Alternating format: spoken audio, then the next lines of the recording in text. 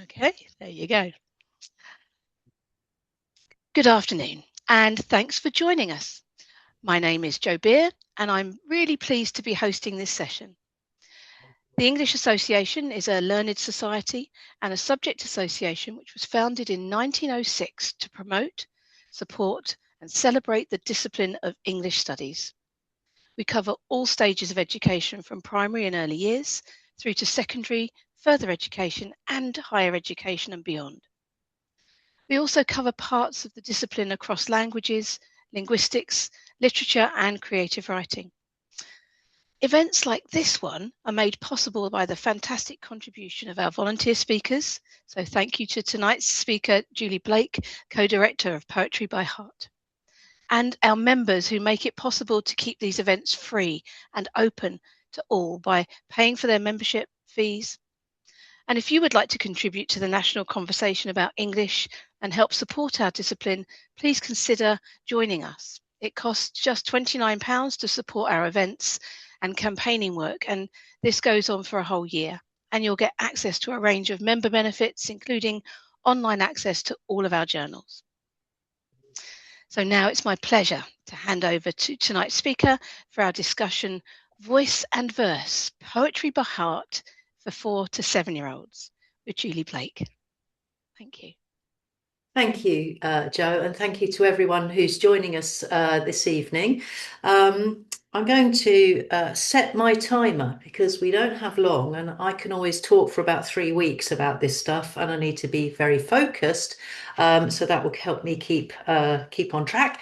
And if my bell goes off, don't be alarmed. I'm going to move straight over to sharing my screen. Just finding the right buttons, just here. And you should all now be able to see the Poetry by Heart website, and I'm going to rely on Jo to tell me if anything goes awry.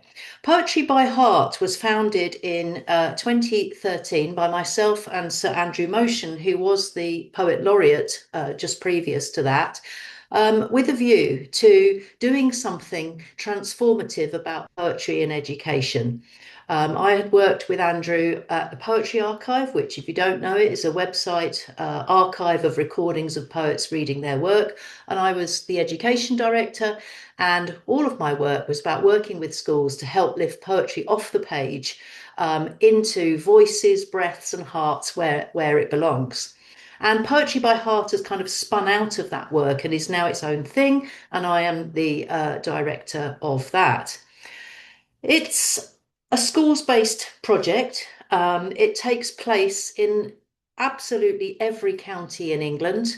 And this year, way higher than 150,000 young people chose a poem, learnt it by heart, and perform it out loud. I say way higher because we only collect numbers from the schools who actually upload submissions to us for the national competition, because it's also a competition. But it's not only a competition, it's also about what you do in your classrooms and to lift poetry off the page. So what it is exactly what it says here. Young people choose a poem, they learn it by heart, and they perform it out loud in your classrooms, in your communities, at events that you put on. It's such a rich array of things that people do. And we've been running this, as I say, for 14 years now. It started with 14 to 8-year-olds, and then we added Key Stage 2 and Key Stage 3, much to our, our delight. And although we don't have a competition entry for early years and reception, we think that's probably a little bit young. We have just added a collection of poems so that schools working with pupils of that age can join in the fun. And at the end of the day, the most important thing that happens in Poetry by Heart is what happens in schools and assemblies and classrooms where you are. So I've just clicked, this is our website. You can go on it. There's nothing, you get absolutely loads of resources without any login, including all of the poetry collections. So we've created these timelines for pupils of different ages and some other little showcases. And what I'm going to be showing you first of all in this session is a kind of live demo of what we're just adding, which is the 4+ timeline. So for pupils from age 4 and upwards. So I'm going to give you a little demo of how this works. I will just say that we have only been building this for 2 months. So although there's quite a lot of content, there's quite a lot more content yet to come. So keep coming back because there will be more. So here we are. Here's a timeline of poems. This is just the heuristic we use for sharing the poems. So here it's opened at the year 1616 with Ben Jonson's poem The Charm, and I can whiz through time like this by scrolling across here right through to 2026 and Kate Wakeling's poem Bubble. At the moment, as of today, there are 57 poems on here. So plenty to choose from, and we have got our goal is to make it 60, but we have actually got about another 12 or 13 in the pipeline. And the only reason they're not there yet is because we're still waiting for copyright permissions, because everything on this site is done to a high standard. It's legitimate. It is there for you to use.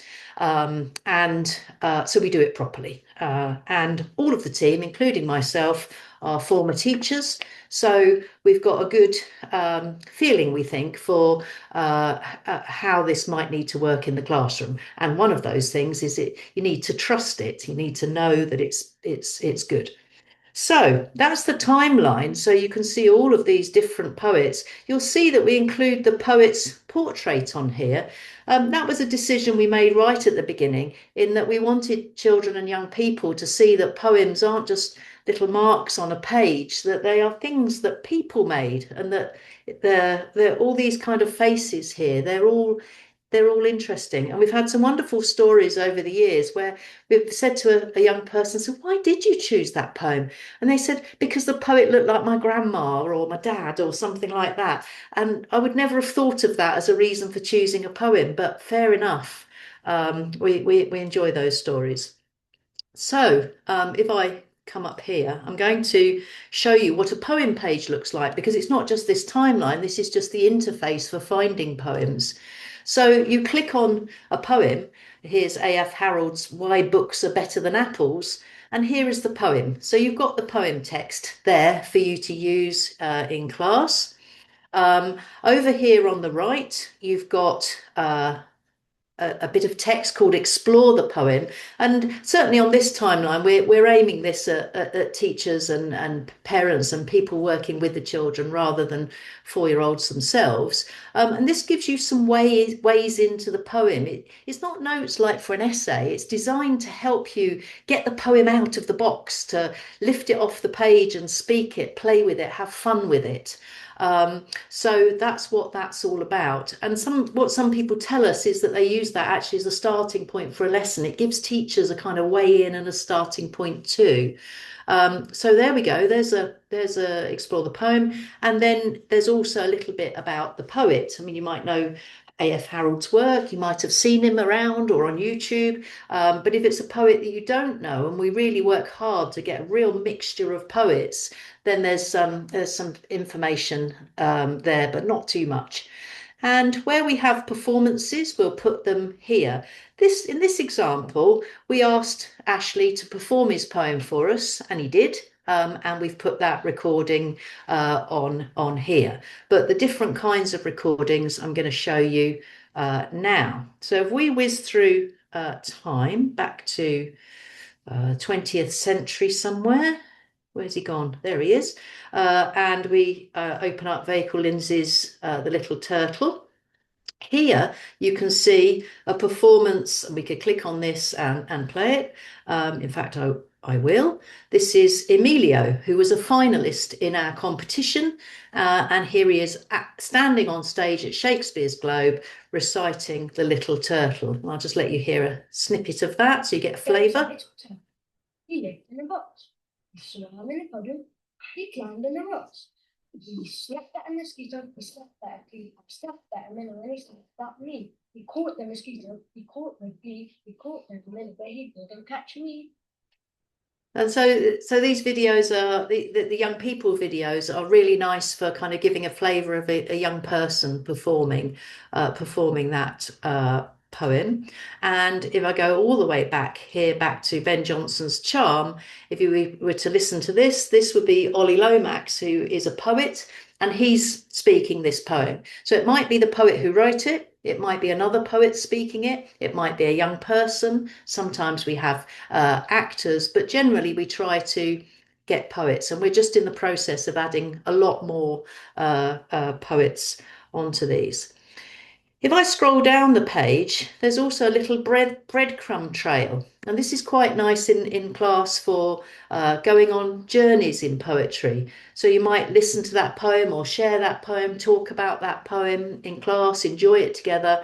And perhaps you've got 5 minutes of reading time where you just want to have some poems. You could come down here and see which poem, which direction the pupils want to take. Excuse me. And this is a very nice way of discovering poems that you've never heard before, that you can trust that they will all be kind of nice in some way. So there's Little Wind Blow on the Hilltop by Kate Greenaway. Nice short one there, lots of repetition, lots to enjoy there. So the poems are very, very varied. Some of them you will have heard of, some of them you won't. They'll be old, they'll be new, they'll be very diverse in terms of who the poets are, where they were coming from, and in terms of the variety of forms of poetry. You'll get a bit of everything in here. And there might be things that you're familiar with, and there might be things that you're not. We would hope there would be some things that you're not familiar with to open up and enjoy. So that's our 4+ timeline. The other way that you can interact with it is, I don't like this symbol very much. I keep saying to our developers we need to change it because it seemed very obvious to me. But this little red slider thing here, if you pop that open, you can also filter the timeline for things. So let's say that you fancied doing some poems about food and cooking. You could click on that and click apply, and it would pull out for you in the same timeline format, a little collection of food poems. So if you were trying to find something to connect to a topic or something you were doing in class, then you might kind of find a poem to go with that. Or let's say you want some monsters. Let's have a look at that. There you go. There's 4 poems that in some way or other feature monsters. So that's something that is there too. So that's our timeline interface. That is on the website. It's there for you to use. Whether you have anything else to do with Poetry by Heart or not, it's there. It's there for you. There is another resource that you might like to look at, which is Poetry Allsorts. Now this has been built. This has been built for slightly older pupils. We started it when we first started working with primary schools. So it's poems that I would say have been thought about in relation to 7-year-olds up to about 11. There's all sorts of poems in here. And we are just about to add a selection of 30 poems to this that feature on the 4+ timeline, so that this really does become an all sorts collection. We put poems on the 4+ timeline when we thought, what's the difference between a poem for different ages? What we're thinking about when we're doing that is what's realistic, because what we're doing is inviting pupils to learn those poems by heart. We're thinking about things that we think a 4, 5, 6-year-old could realistically manage. And realistic is a bit of a strange word anyway, because those ages and what they can manage is hugely varied, and children are infinitely varied. So who can say?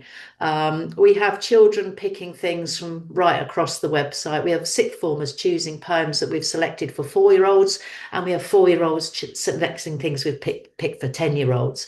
But by creating a rich mix of poems, then this provides a little bit more paddling around room, if you see what I mean. It's not just restricted to the 4+.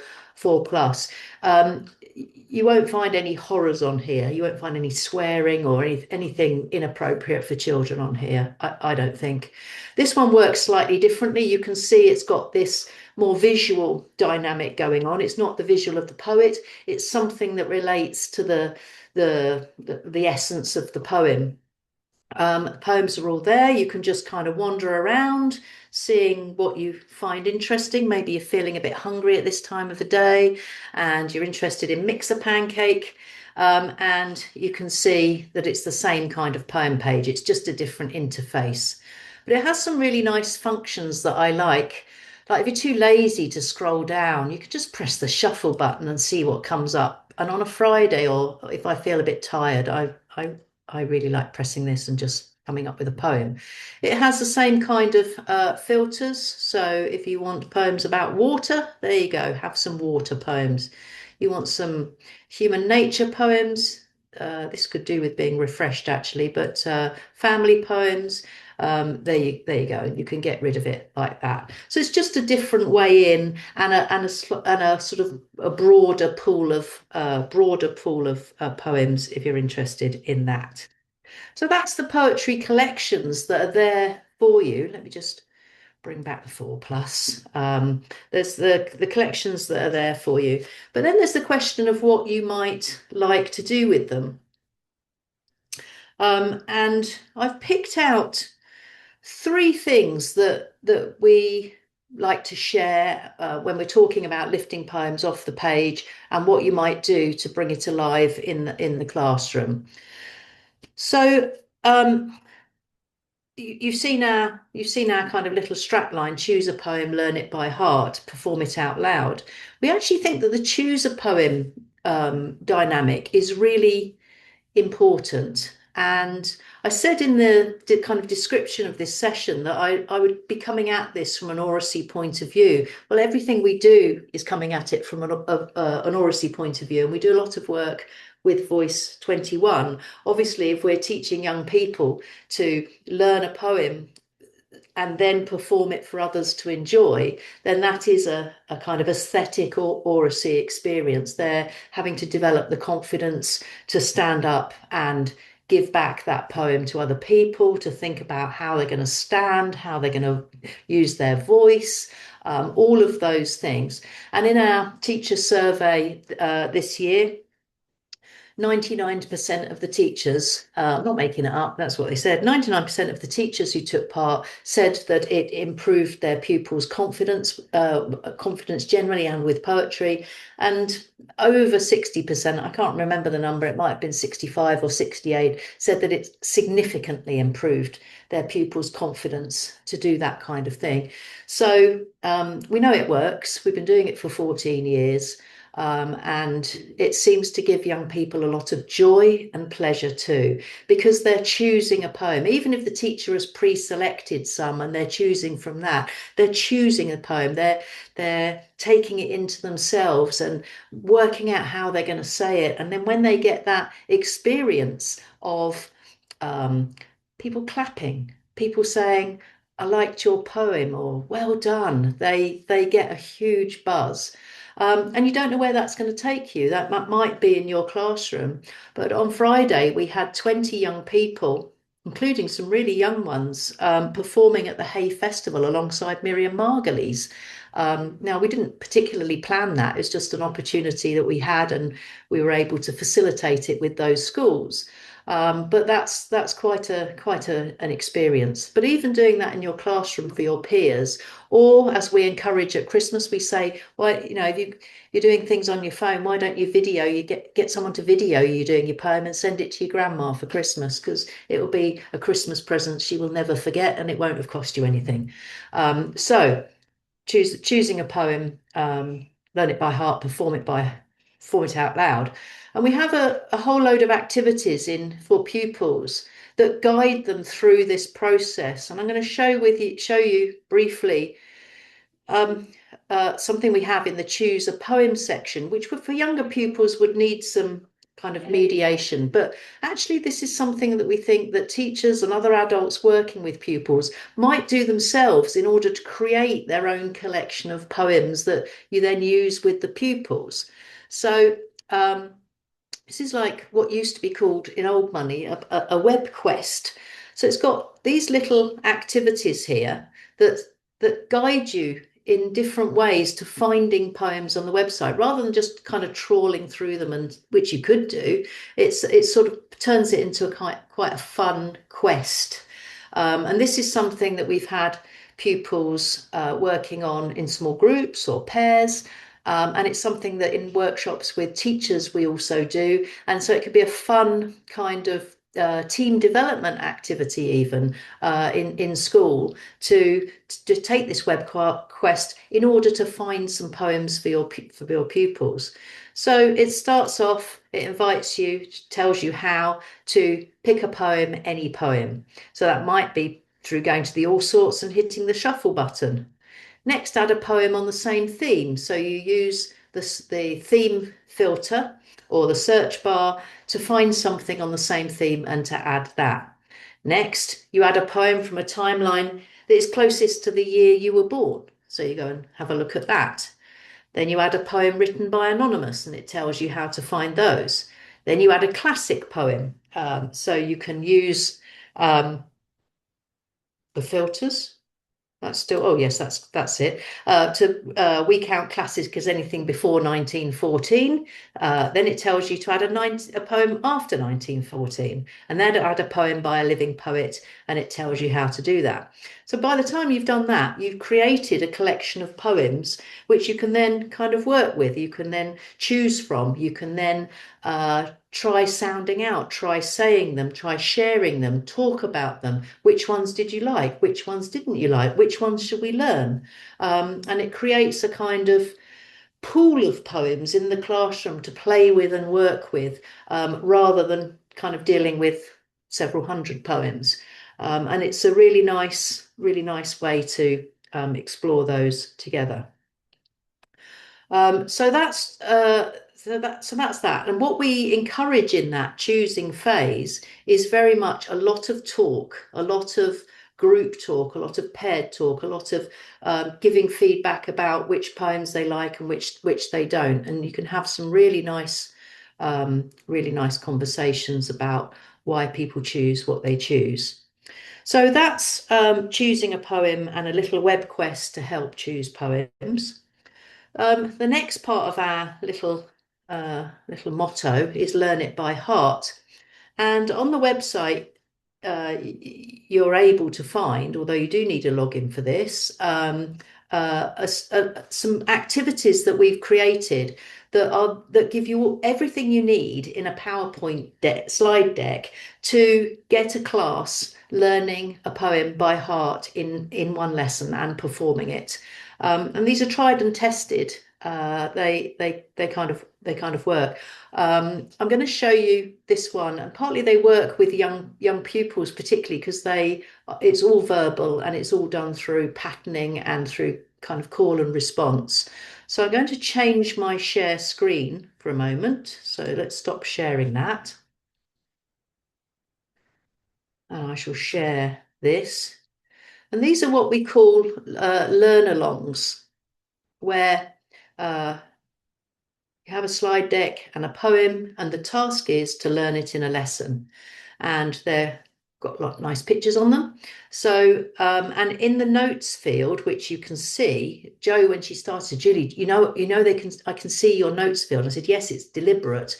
I want you to see it. So this gives you the instructions of how we might go about it, do this. If we had more time, I'd actually do this as a kind of an activity and get you all having a go at doing it. But we don't have time for that. So I'll just run you through it and tell you how to get this kind of resource. So we take a poem. This is how this method works. We take a poem. Here's the little turtle by Fakel Lindsay. And I went into an early years class on the Isles of Scilly last year to do a workshop. And I'd planned this. I thought, yeah, I'm going to do the little turtle. It's going to be amazing. And I walked in there and I sort of sat down with the children and sort of said, do you know some poems? And one kid went, yes, we've been learning The Little Turtle by Fakel Lindsay. And I thought, oh no. So anyway, they taught me it, which is great. We just flipped it. So here's the instructions down in the notes field. you read the poem aloud to your class. It's very important that they can hear it. So it's worth practicing that yourself to think about how you want to say it and how you want to perform it.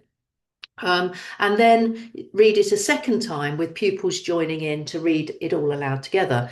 And I don't think you can have a poem aloud too many times, particularly if you're working with younger children. But I'd say that in any poetry kind of moment in a classroom, always read it twice because they're so short. And if someone was fiddling with their shoes, they've missed it.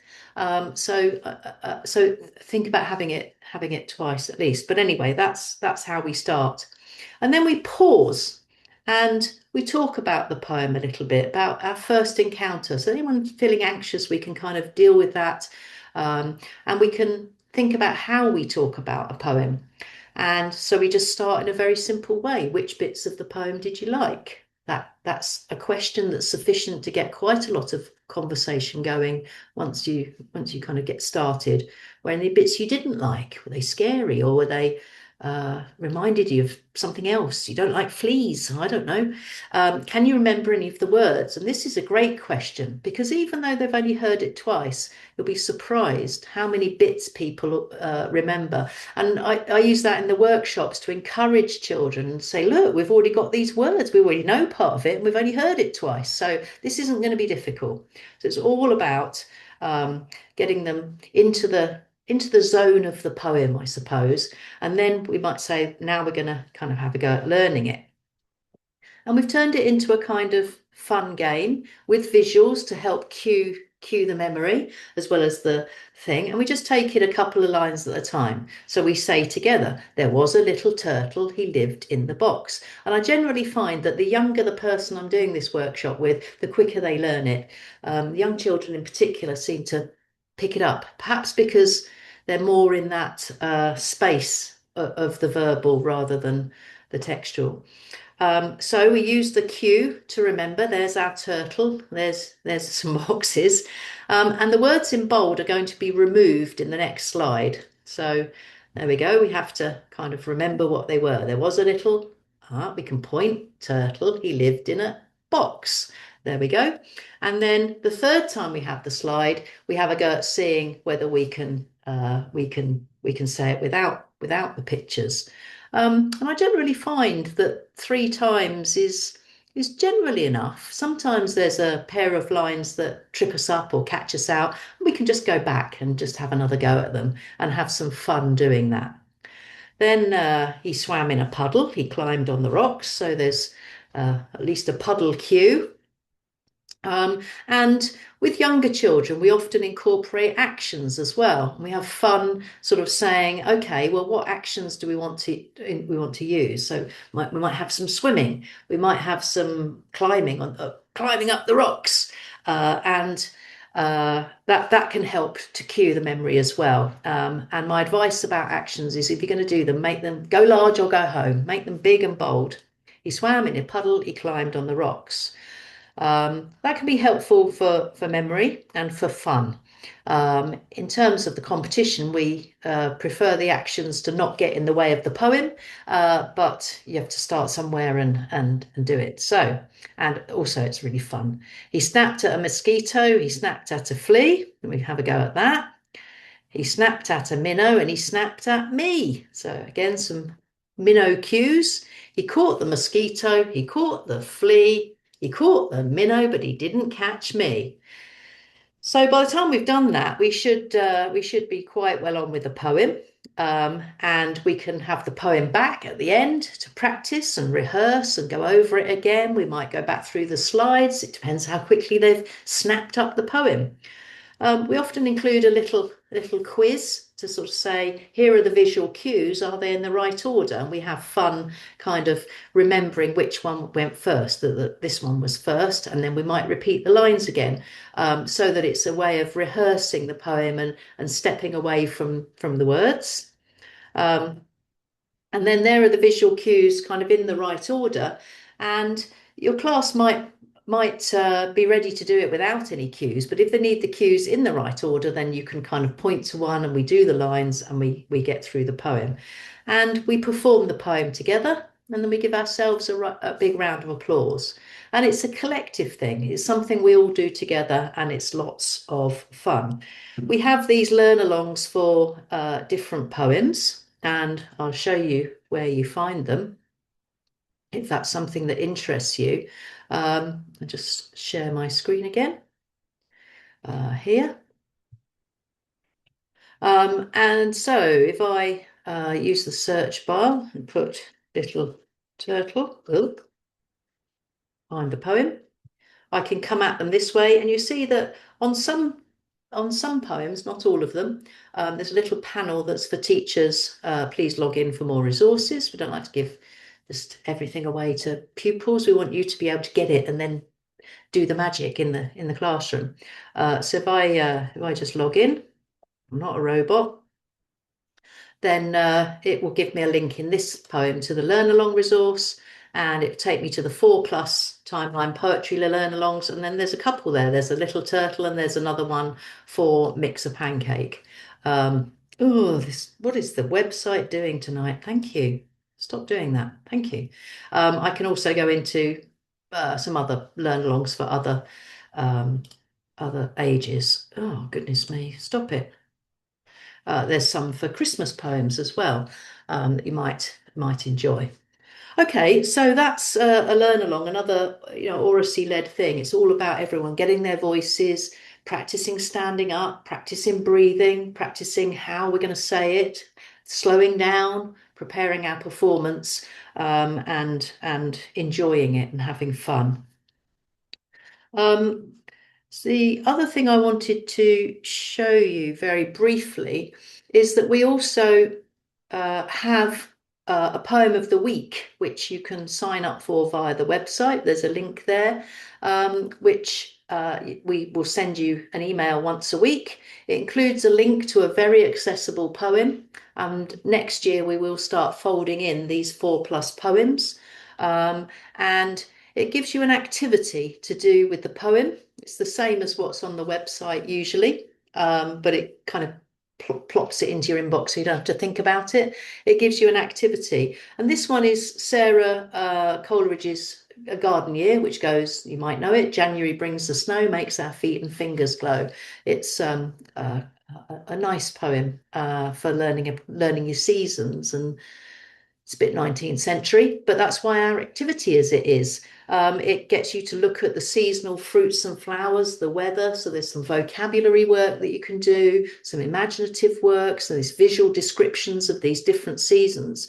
But we've also said if you live in a city, you might not see many pretty lambs, but you will notice other interesting changes. So there's an activity there that you could lead about what people see in January, what your children see. Write your own poem, copying the first 2 words of the poem. January brings, what does it bring where we live? And you can have a go at creating your own poem together about what you see around you in the different seasons. And you can read your poems out loud and have fun doing that.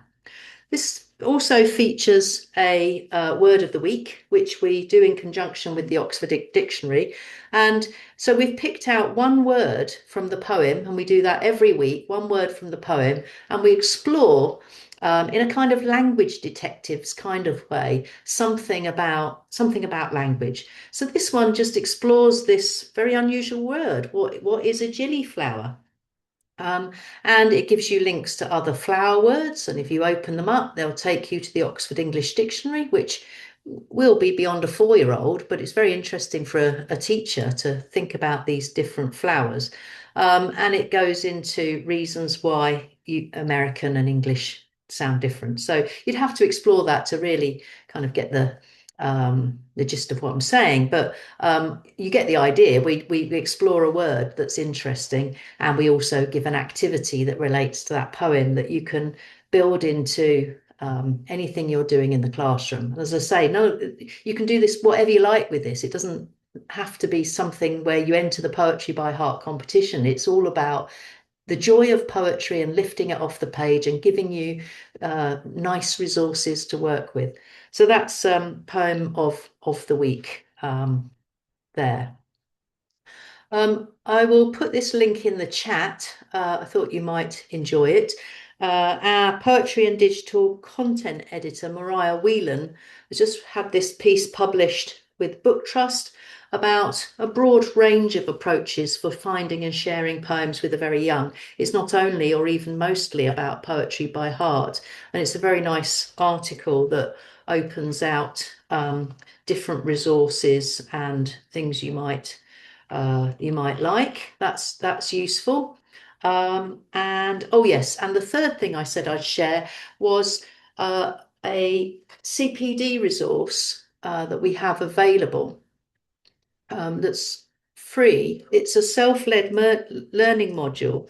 You'll need this link because it's something that we've used with uh, trainee teachers. We've used it with when we've done development days, for example, with a trust or with a particular school.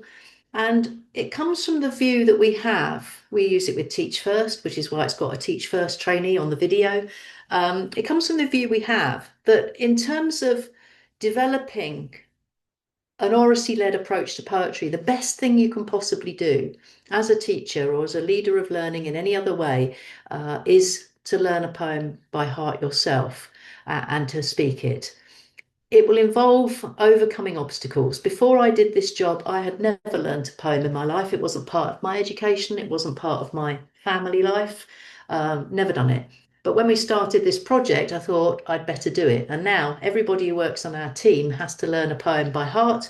And when we have our Christmas lunch, we all share our poems, and it's really lovely. So that comes from my perspective as a teacher, that you should, walk the talk.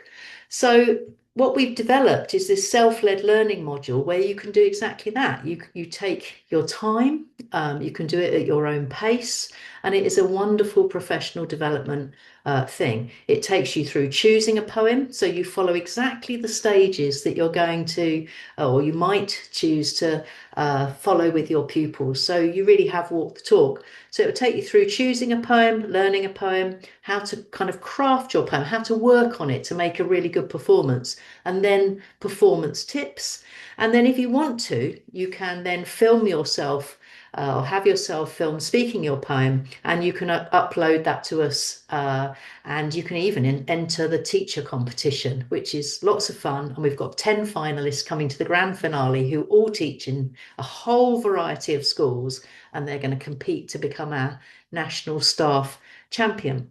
But what each of these sections does, I don't know what's going on with the website tonight. I'm going to log, no, I'm going to go back. Okay, I'm going to go back to the link I've just shared with you and try logging in again. There's some craziness going on. Thank you. Stop doing that. Thank you. If I go into crumbs, what is going on? So if I get into this without it glitching, we go through this for teachers about why choice matters. So it gives you all the background and the ideas that we're doing, why it matters, how Poetry by Heart supports that choice, and then it takes you into different activities where you get to choose poems for yourself and to explore the website. So even if all of that demo that I gave you washed over your head, don't worry, because this will guide you through it. Explore individual poems. It gives you some to look at and watch and think about and reflect on your choices. So it's a kind of it gives you a bit of ideas. It gives you some practical activities. It invites you to reflect, and you go through it. It shows you some strategies for learning a poem, and having gone through this process yourself, you will then be well equipped to work with your pupils if this is something that's completely new to you, to get them to lift poems off the page. And it gives you so many tips, and but it takes you through it bit by bit. And that's completely free. All you have to do is click on that link and go there and enjoy it. So I hope that if that's something that's of interest, you might do. And we would absolutely love to see your performances if you feel brave enough to share them.